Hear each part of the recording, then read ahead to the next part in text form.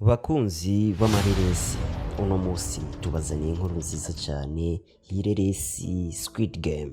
Iyi reresi ndibaza namwe mwaba mwarayikurikiranye amateka yayo, kuko igizwe n'inkuru nziza, ukuntu bayikinye neza. Umwandisi akaba n'umuyobozi mukuru w'ireresi y'urukurikirane ariyo bita film serie. Iyo reresi nayo si yindi ni Squid Game.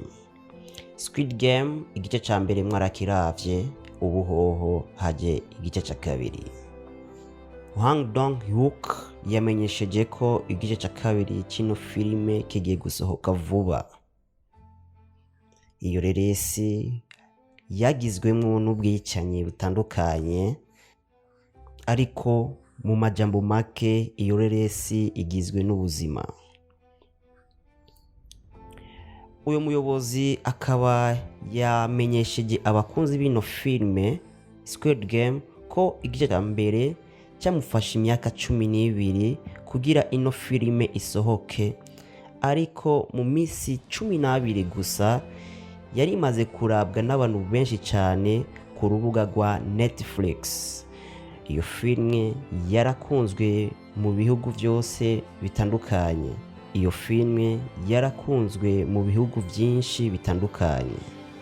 Nyimba nawe uri umukunzi w'amafilme, genda ukubitira akajisho kuri iyi reresi Squid Game, kuko Squid Game yavuzwe bimwe ibintu byinshi cyane, eka yarahiganywe n'ireresi yitwa La Casa de Papel. Hang Dong-hyuk yamenyesheje ko kandi iyi reresi igiye gusohoka mu minsi iri imbere, gusa ntiyashimye gushira itariki. Ni ukuvuga rero buritegura neza kwakira iyi reresi Squid Game. Mbega wewe igice ca mbere wakibonyemwo gute? Shira commentaire utubwire mu kurindira igice ca kabiri ca Squid Game. Murakoze.